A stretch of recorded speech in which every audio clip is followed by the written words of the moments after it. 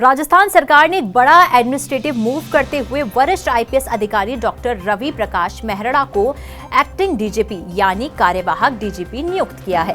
ये फैसला ऐसे वक्त पर आया जब राज्य में पुलिस नेतृत्व को लेकर हलचल तेज है और मौजूदा सिस्टम में बदलाव की सुगबुगाहट है।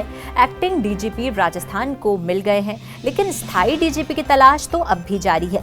खैर, इस वीडियो में आपको बताएंगे कि नए एक्टिंग डीजीपी की प्रदेश में प्राथमिकताएं क्या हैं, वहां उनके छोटे से टेन्योर के बाद किसका नाम स्थायी डीजीपी पद के लिए चल रहा है।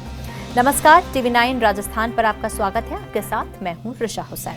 वीडियो में आगे बढ़े उससे पहले आप सब्सक्राइब का बटन जरूर दबा दीजिए ताकि राजस्थान की हर खबर आपके पास पहुंच सके सबसे पहले। नए एक्टिंग डीजीपी रवि प्रकाश मेहरा ने 11 जून 2025 को जयपुर स्थित पुलिस मुख्यालय में अपना कार्यभार संभाल लिया है। मजेदार बात यह है कि ये नियुक्ति उनके रिटायरमेंट से ठीक 20 दिन पहले की गई, क्योंकि वो 30 जून को सेवा से रिटायर हो रहे हैं। नियुक्ति पर acting DGP doctor Ravi Mehra का बयान भी सामने आया। उन्होंने कहा कि मेरे जन्मदिन का एक खास तोहफा है। भले ही कार्यकाल छोटा है, लेकिन मैं पूरी ईमानदारी और मिशन मोड में काम करूंगा। अब पदभार संभालते ही डॉक्टर मेहरा एक्शन मोड में आ गए हैं।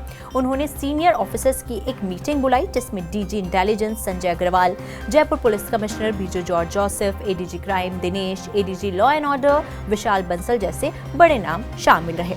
उन्होंने खास तौर पर महिला अपराध, साइबर फ्रॉड और गैंगवार पर सख्ती बरतने के निर्देश दिए। डॉक्टर मेहरा ने साफ कहा है कि ये क्षेत्र उनकी टॉप प्रायोरिटी होंगे। हालांकि एक्टिंग डीजीपी की नियुक्ति के बाद अब डीजीपी की रेस शुरू हो गई है। सवाल है कि कौन होगा अगला परमानेंट बॉस।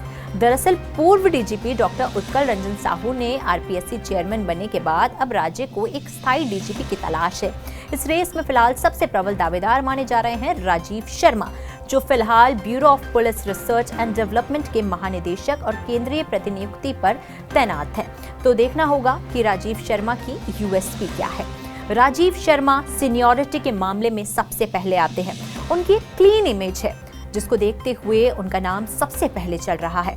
उनकी गवर्नमेंट से नजदीकी भी बताई जाती है। एक्सटेंसिव फील्ड और सेंट्रल एक्सपीरियंस में भी वो आगे माने जाते हैं। तो शर्मा के अलावा संजय अग्रवाल, राजेश निर्वाण और गोविंद गुप्ता भी इस रेस में माने जा रहे हैं। वो भी कहीं पीछे नहीं है। डीजीपी सिलेक्शन का पूरा प्रोसेस भी आप एक बार समझ लीजिए। दरअसल राज्य सरकार ने केंद्रीय कार्मिक मंत्रालय को डीजीपी रैंक के अफसरों का पैनल भेजा है। नियमों के मुताबिक पैनल में अधिकतम 10 नाम हो सकते हैं। सभी के पास कम से कम 30 साल की सर्विस होनी चाहिए। Willingness to serve as DGP अनिवार्य है। इसके बाद ये पैनल यूपीएससी को भेजा जाएगा, जो सीनियरिटी और रिकॉर्ड के आधार पर 3 नाम शॉर्टलिस्ट करेगा। आखिर में मुख्यमंत्री भजनलाल शर्मा इन तीनों नामों में से किसी एक को चुनेंगे। अगर राजीव शर्मा का नाम फाइनल होता है तो वो मार्च 2026 तक सर्विस में रहेंगे और नियम के अनुसार उन्हें कम से कम 2 साल का कार्यकाल मिलेगा, यानी जुलाई 2027 तक डीजीपी रह सकते हैं। ऐसे में बाकी वरिष्ठ अफसर जैसे आनंद श्रीवास्तव रेस से बाहर हो सकते हैं। तो कौन है ये राजीव शर्मा? दरअसल राजीव शर्मा का जन्म स्थान मथुरा उत्तर प्रदेश का है। उन्होंने राजस्थान में अपनी सेवाएं दी हैं, जिनमें झालावाड़, दौसा, भरतपुर, जयपुर, बीकानेर आदि में एसपी रहना शामिल है। उनका केंद्रीय में भी अनुभव है। सीबीआई में जॉइंट डायरेक्टर के रूप में वो तैनात रह चुके हैं। एसीबी में डीजी भी रह चुके हैं। स्ट्रॉन्ग एडमिनिस्ट्रेटिव होल्ड और ग्राउंड कनेक्ट उन्हें एक प्रैक्टिकल और एक्सपीरियंस विकल्प बनाता है। पूर्व डीजीपी साहू को क्या नई जिम्मेदारियां मिलेंगी? पूर्व डीजीपी उत्कल रंजन साहू को राजस्थान लोक सेवा आयोग यानी आरपीएससी का चेयरमैन नियुक्त किया गया है। हालांकि उनकी डीजीपी पद से रिटायरमेंट पे अभी 8 महीने बचे थे, लेकिन सरकार ने उन्हें पहले ही इस नई जिम्मेदारी पर भेज दिया।